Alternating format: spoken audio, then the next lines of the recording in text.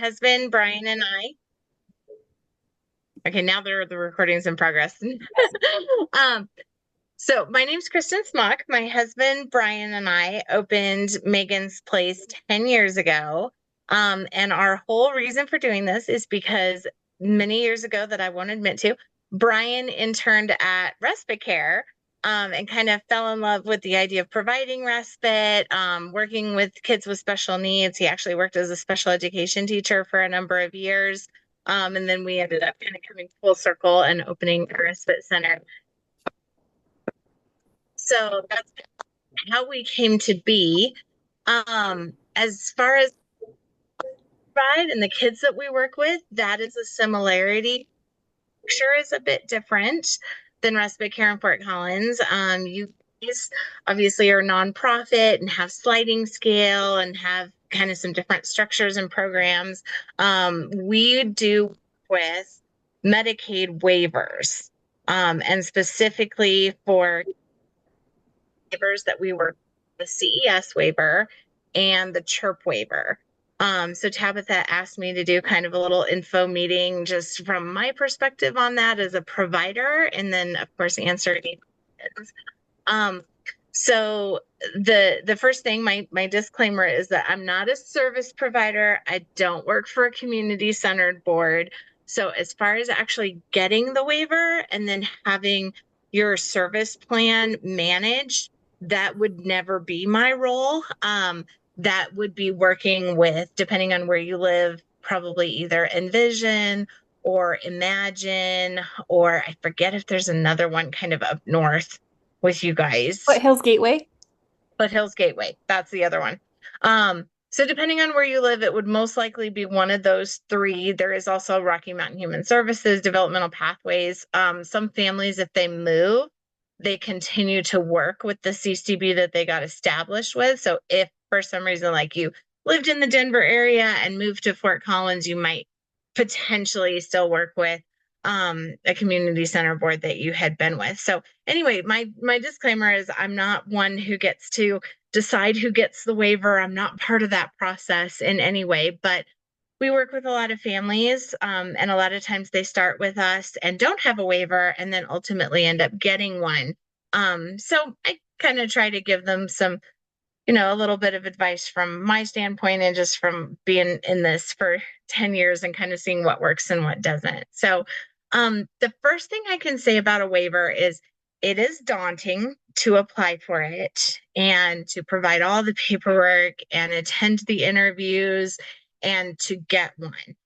But if you can look past that mountain of paperwork and that pile of staying on top of things that you have to do and the fact that it takes a while, sometimes you can get it within 3 or 4 months. Sometimes it takes 6 months or longer. But if you can look past that, it's about $50,000 a year in services that aren't covered by just health insurance.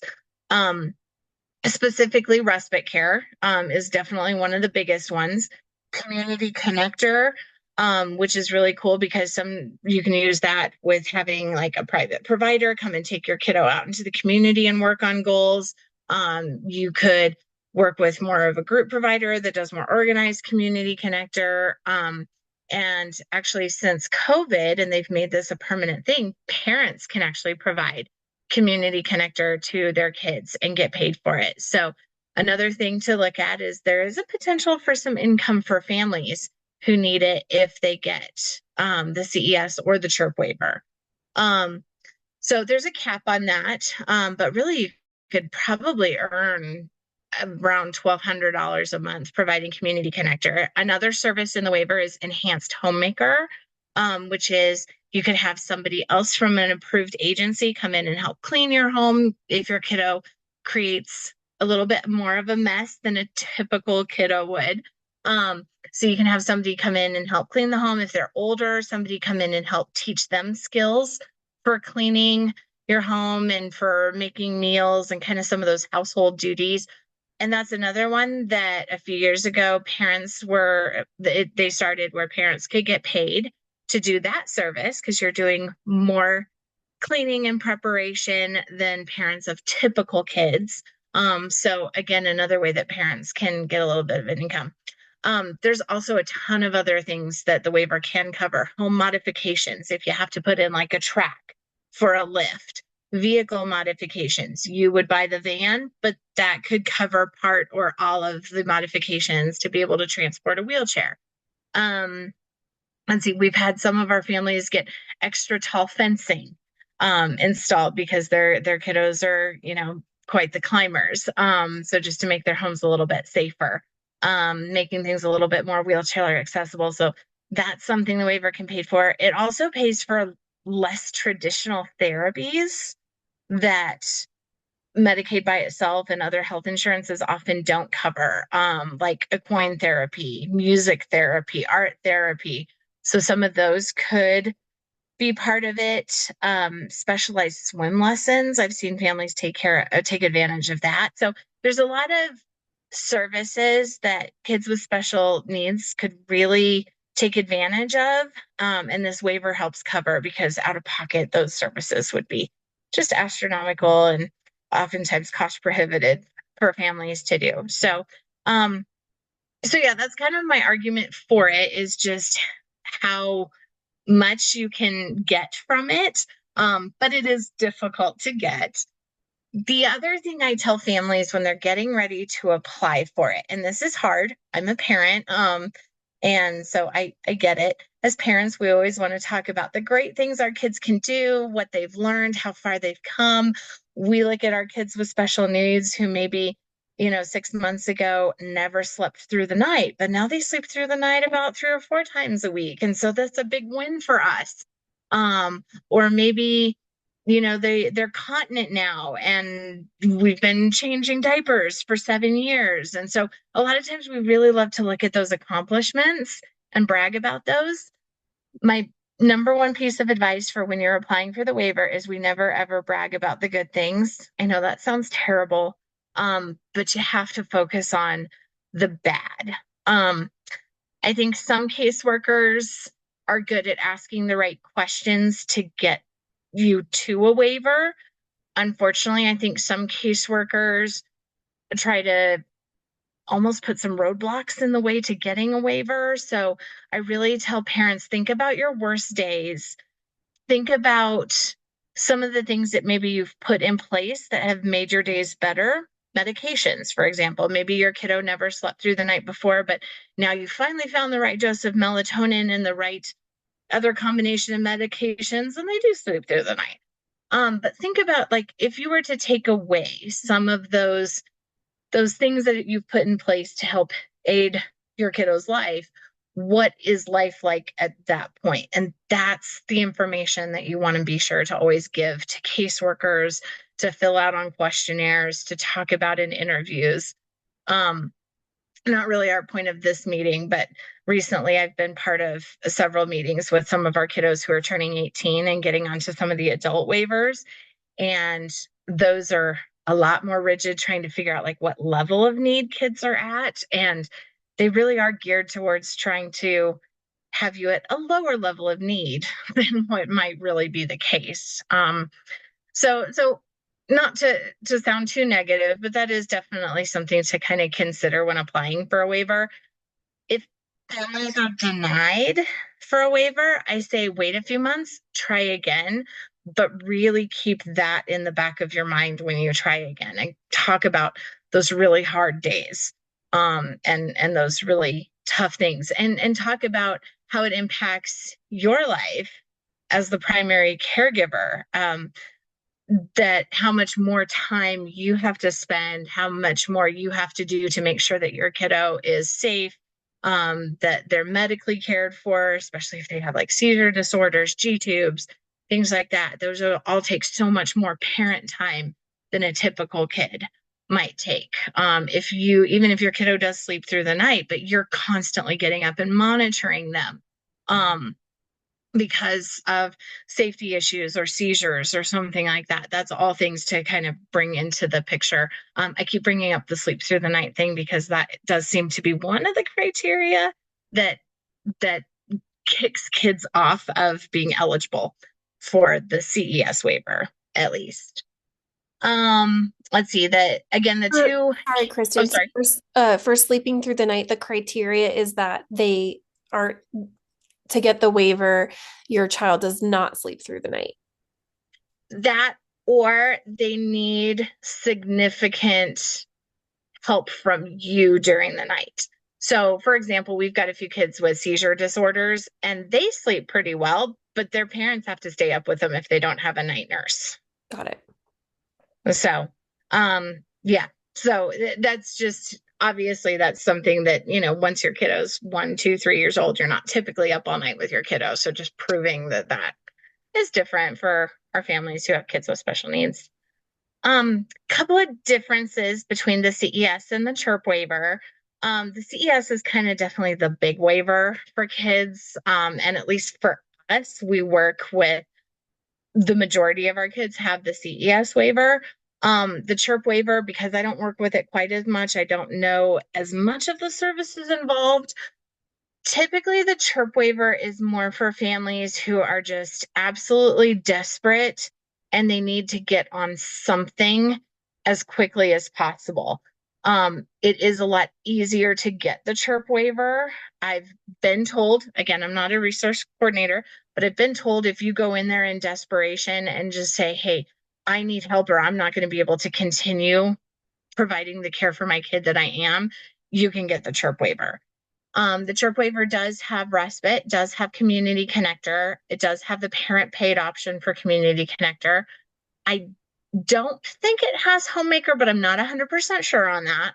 Um, it doesn't have some of the fancy therapies and home modifications and some of those things, but it does have more with mentorship, trying to work with families to help families be able to better care for their child. So there's kind of CHIRP is kind of twofold. It kind of provides the service for the kiddos, but also really tries to help the family out as well.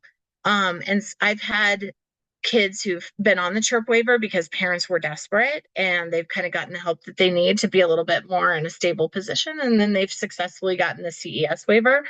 I've also had, I actually have one kiddo right now.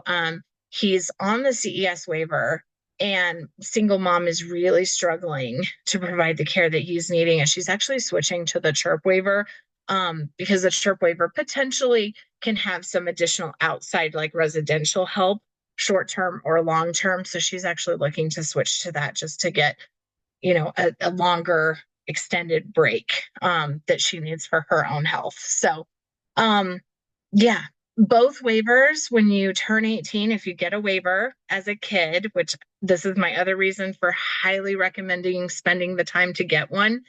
When you turn 18, you can automatically get onto the DD waiver. There's different waivers for adults. The two that I'm the most familiar with is the DD waiver and the SLS waiver.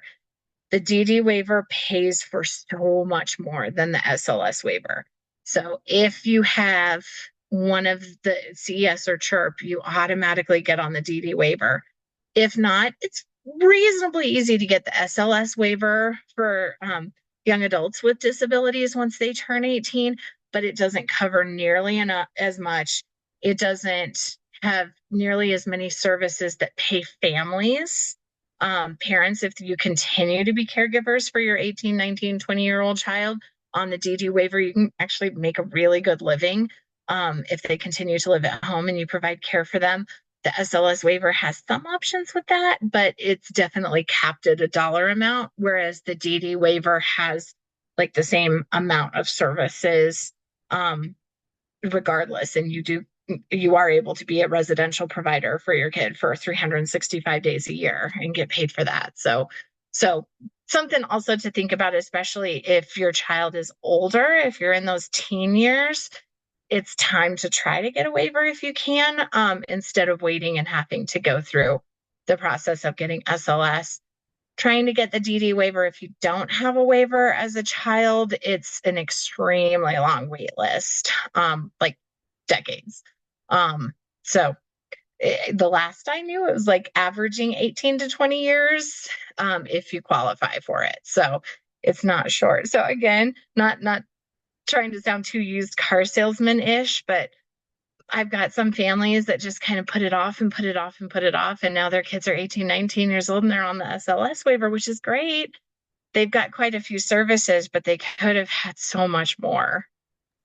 We, yeah, I will be sure to send all this information to everybody. I worry that some of our, I mean, I understand why when you have one, I don't know that all of our families know about the community center boards in our area.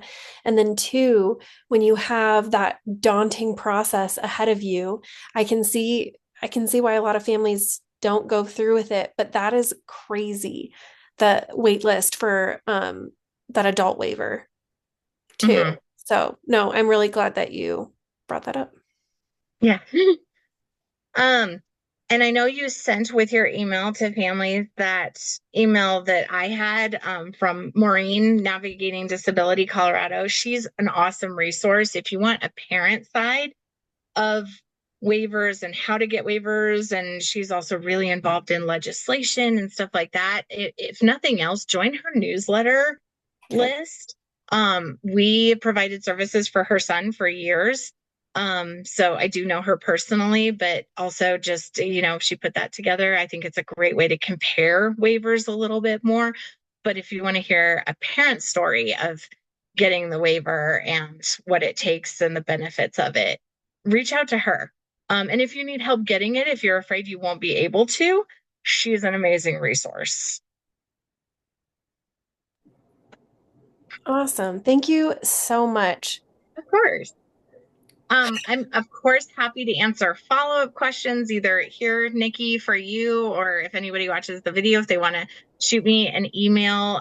Tabitha, if you'd make sure to put my email with that, I'm happy to do that.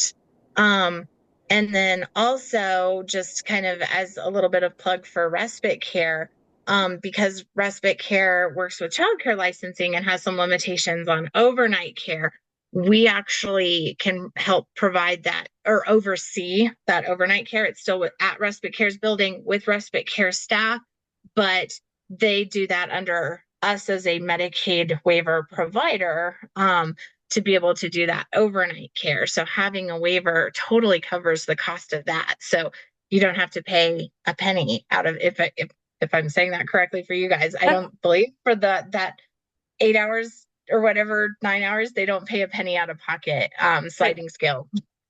Right. No, they don't. Cool. Nikki, do you have questions? Thanks for asking. So just to clarify, when you were talking about waivers going from being a child to being an adult, so it sounds like the CES waiver would be the one that would kind of translate to a DD waiver. But then if we have a CHIRP waiver, that wouldn't translate to a DD waiver when she's an adult? It It would actually be, does. And oh, I have had a couple of parents who didn't manage to get the CES waiver, and their kiddo was 17, but they knew they could get on the CHIRP waiver fairly easily. So I've had a couple parents actually do the CHIRP waiver to get the DD waiver.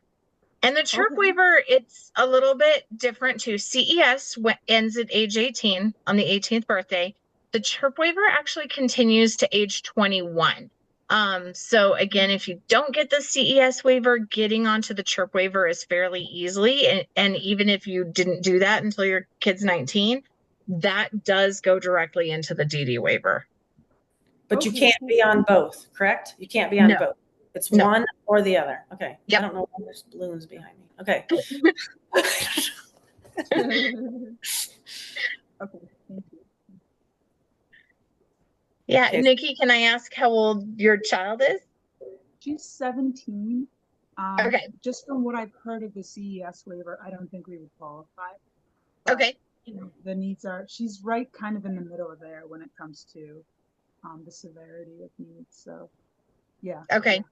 Yeah, that's why I asked. Especially if she has some behavioral needs, getting Right. the CHIRP waiver I mean, even without the behavioral needs, I've had families of kids with higher medical needs and no behaviors who've gone the chirp waiver route. But just being the age that she is, that might make the most sense for you. It is a little bit of a pill to swallow. Like I said, you have to go in there and say, I need help. I can't continue caring for my child as I am now. And so, depending on like your family dynamic and stuff like that, there is a little bit more on the family side. It's not just services for kiddo, it is mentorship and working with the family a little bit closer on service plans and goals and things like that. Because the goal of the chirp waiver is to maintain safe placement for the kiddo, whether that be at home or find a residential placement, short or long term. But um, yeah, so just kind of being aware that going into it is that it's going to be a little bit more family involved and not just services for her. Gotcha. Okay, that's good to know. Thank you for noting. So if I applied for the chirp waiver and then decide I want to go to a CES waiver, I can do that in tandem, right? Like once I would get approved for the CES waiver, the chirp waiver would fall back. Yes. Okay. So you Yep, could and they apply for one, work on the other. Yep. And they literally back up. Like one would end on July 18th and one would start on July 19th if you're approved for switching to one. So Okay. yeah. Any other questions? No. Okay. Now, yeah, I can't think of any right now. Can you, Christy? No, I'm just still shocked by that decades of waiting if you're an adult. Me too. So supporting families and getting one of the waivers prior to that is a good thing. Yeah, they got it. Yeah. Yeah. Yeah. And the waivers aren't there for kids with very minimal disabilities. I mean, if your kid doesn't require a ton of additional work as a parent, um, maybe it's more learning disability and it doesn't require a bunch of extra cleaning and helping with ADLs and medical needs or behavioral monitoring and stuff like that. The waivers probably aren't exactly what families need, because they are there for the kids who have a higher level of need. But if you're providing a lot more care to your kid with special needs than you would a typical 17-year-old, then definitely should have something. Okay. And it doesn't hurt to apply. I mean, worst case, you get turned down and you try again, but it's still work. Right. Okay. It's work. Yeah, my thoughts are, so my kid is such that like right now it's okay-ish, but it's kind of like having a perpetual 5-year-old. We're like, okay, we have to always go out and always have activities, and so like it's more expensive than usual, but it's not insane. But then I'm thinking this is not someone who's going to be independent, so it's thinking about what translates into her adulthood and what kind of support is going to be needed there. That's what and where my question came from. Of I guess I could turn on the camera and do that. Oh. Okay. Well, and compare her to a typical 17-year-old.